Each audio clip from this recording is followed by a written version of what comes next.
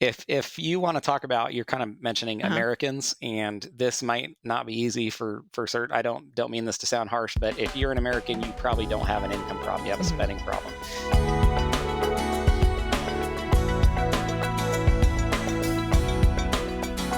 And I have a whole chapter on spending problems versus an income problem.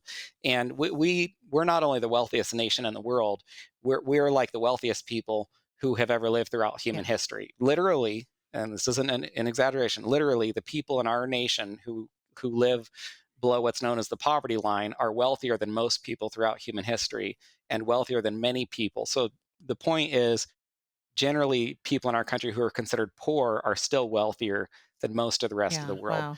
And when that's the case, when you experience that much opulence, then you kind of have to recognize that you probably make enough money, right? And so if you make enough money, well, then what is the problem? The problem is it deals with spending. And the reason it's really important to diagnose that correctly is it puts the blame or the fault in the correct place. So what I mean is, if you have spending problems, but you think you have an income problem, you're blaming the wrong person. You're probably your Right. boss, or if my boss only paid me more, and so you're not looking at yourself and the things that you need to change to be a better steward of your finances. So one of the most common, because I've counseled people financially, and there are a few people who will find themselves in debt or struggling financially because of like a big purchase of that they regret. But honestly, Yvette, that's pretty few and far between. Most people don't know why they don't have more money, and they sit down and it's small purchases that add up. That's kind of the point I'm trying to Sure. make. It's not that they spent $70,000 on this or went and lost $80,000 at a Right. casino. It's more like pretty reasonable people who are wondering where their 7,000 or 8,000, 6,000, whatever dollars per month are going. And you start writing it down, and it's a lot of small purchases that add up. And the reason they add up easily is because they are small and they're easier to make. And it's a lot easier to say, well, it's only $10 or $20 or Mhm. $40. It's a lot harder to say, well, it's only $2,000 or $3,000.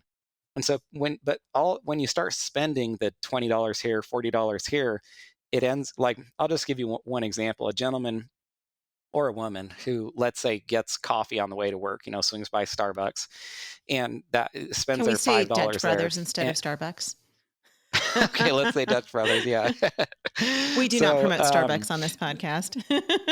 okay, that sounds good to Just me. playing. Yeah, that sounds good to me a bit. So we'll say Dutch Brothers. And you get your Dutch Brothers, and you do that 5 times per week. It's most people don't know that within a few years, that ends up being $7,000 if Wow. you do the math. And that's just coffee. Yeah. And so as soon as you're adding in the eating out, going to the movies, the number of other things, it's an incredible amount of money that is being spent on small purchases that add Yeah. up. And you really got to kind of sit down with people and have them, they'll say, well, here, to use a round number, let's say they make $6,000 per month, and they say, okay, 2 or 3,000 goes to our mortgage. And then our car payment, and then we still have $2,000 left over. We don't know where it's going. And so they write this down, and you see that's where it's going. Another big spending problem for people is what I call worthless purchases. And by worthless, I don't mean that it's lacks value. I mean, it lacks value to the person that bought it, or it's not necessarily completely worthless, or else they probably wouldn't buy it. I mean, it's worthless to the person that purchased it. And the way to determine whether a purchase is worthless or not is whether it has worth or value for you in the near future. And so if you purchase something, regardless of what it is, and you don't use it, or it doesn't benefit or profit you in a week or 2 weeks or a month, then that was a worthless purchase for you. And many of Mm. us have lots of worthless purchases, those things that we bought and found that we didn't do anything with them. They just sat in our Yeah. house.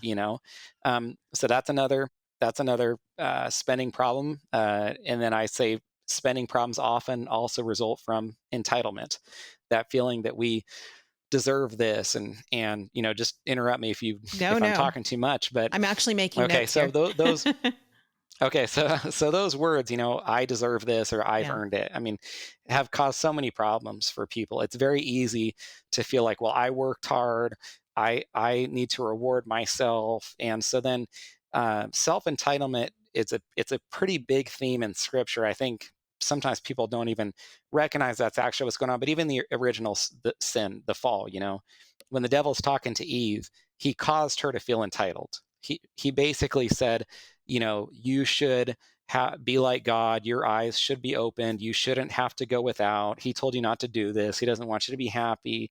You should have the knowledge of good and evil.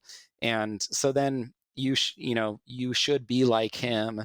And so he causes her to feel entitled. And that's what's behind that sin there. And it's what's behind many sins, but it's especially a part of bad purchases, because that's often what has caused us to buy that in the first place. Homeschool Insights is sponsored by CTC Math. If you're looking for a great online math program, visit ctcmath.com and try it for free. For more great homeschool inspiration and resources, listen to the Schoolhouse Rocked podcast every Monday, Wednesday, and Thursday.